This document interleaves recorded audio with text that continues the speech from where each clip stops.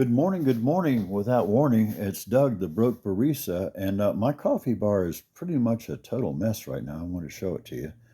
This is just the various stuff I've accumulated over the last year, learning to make coffee and trying to get better coffee. That's all I was really setting out to do. I just wanted to drink better coffee. And I've got brewing devices from everywhere, from the Vietnamese fin. Of course, you got to heat water, and what could be better than the classic whistling tea kettle? God save the Queen. The AeroPress family there. Got all kinds of mocha pots. My original Chilean stovetop coffee maker. Rescued it from a grocery store in Luray. It was so old, it is actually made in Chile. I bought it a year ago. And then I've got the Violettis, the original mocha pot. I've got three of those, and they all three run espresso and brewing competition filters from IMS Labs. Got a couple other little brands of one cup mochas. They're pretty cool, actually. I really like the one cups. And this right here is a manual espresso machine, and it makes some of the best coffee you can get your hands on. This is a smaller version, the Flare, and it takes the Flare brew head and the Pro 2 brew head. They make a bigger, more complicated model that's not as portable called the Flare 58, which will pretty much beat any cafe machine in the world. You just can't get better. But this is very, very good. It comes with two kinds of baskets. It comes with the pressurized basket. You can buy it just with that. Or it comes with the bottomless portafilter where you have to actually grind the coffee fine enough to create enough resistance to get your 9 bars of pressure from the lever. Just a marvelous machine. It does not steam milk. So I bought this coffee maker. It's from Taylor & Ung out of Taiwan. And it makes coffee and steams milk. Now, you wouldn't want to buy this just for a coffee maker because you have to put a lot of water in it. And after you make the coffee, the rest of the water goes back down the column and taints the water. So I call it the gardener's pot. After you make coffee with this, you want to let it cool off and then dump that water on your garden. It has the steam wand here, and this thing it works absolutely well. It's not a commercial machine with an electric boiler. You can't expect it to be, but if you're about your business and you learn how to use it, you'll do fine with it. Though two-time world latte art champion Lance Hendrick has a video on how to use the model. This is just a steamer, and this one works exactly the same way. So I scored this on on eBay, for around $100 to the door. The new ones have a pressure gauge coming out of them on this side opposite the steam wand, and they cost $325. Probably worth every penny. This thing is built like a tank. It's quality, again, made in Taiwan. And my grinders. Got a Chinese one, the smaller one, a Time More C2, wonderful entry-level grinder. I think you can get them for $53 on Amazon. This one is the Easy Presso. It goes for around 200 retail. I look for it to go up this winter.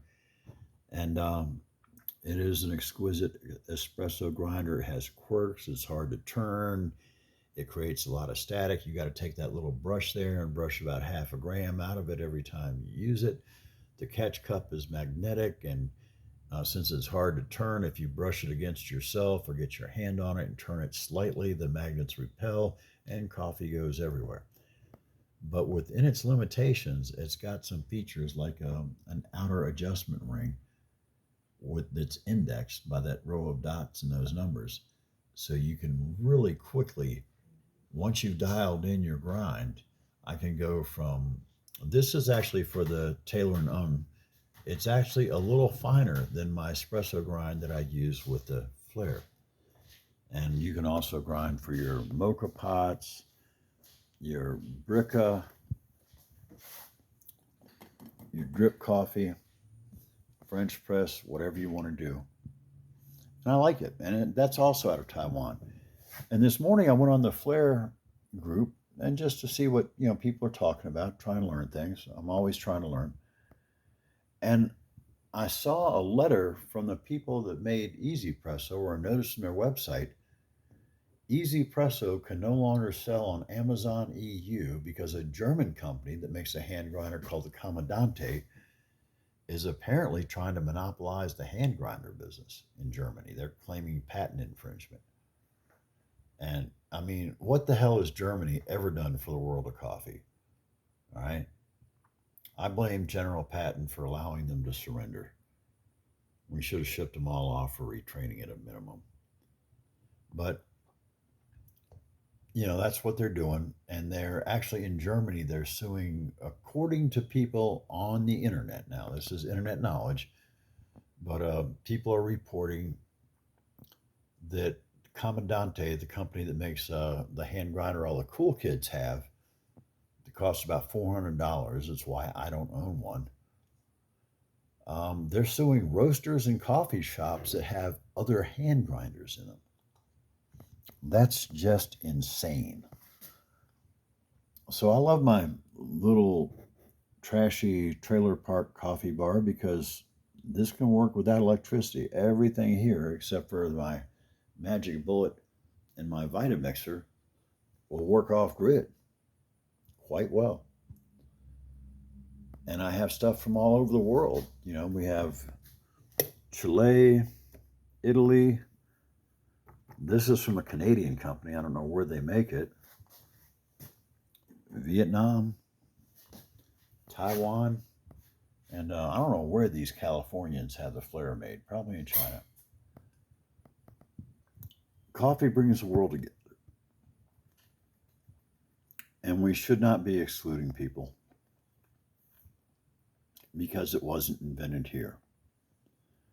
That's actually very much colonial behavior that America has engaged in many times in its past. But since I'm in America, I'm supposed to rag on somebody else. It's like that young Episcopal priest out in Kentucky that wanted to preach about the evils of alcohol, but he was in Bourbon County, so the vestry squashed that. Then he gave a fire and brimstone sermon about the evils of tobacco, and they had to remind him that a lot of people with tobacco barns were contributing cash to the church. And the young priest got frustrated, and he asked the senior vestry member, the warden, he said, well, what do I preach about? And the warden thought about it. He said, preach about witch doctors. There's not one within 1,000 miles of here. So I'm going to rag on the Germans because there ain't no Germans in Johnson City, Tennessee that I know of. And Taiwan is making wonderful stuff. If you follow geopolitical goings on, you know that they're in a perilous position with mainland China.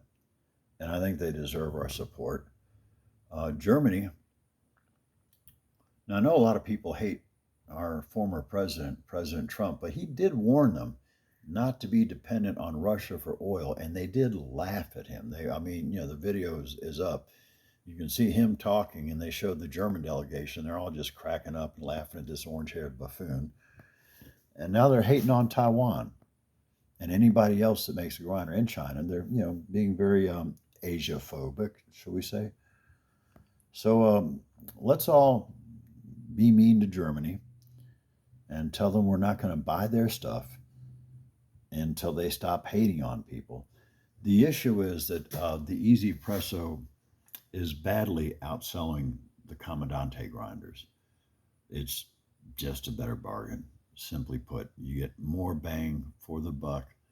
It's well built and it works very well.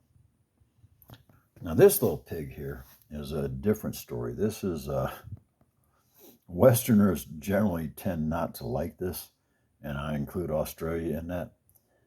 But a lot of people do learn how to use it, and they really like it, and it's really cool.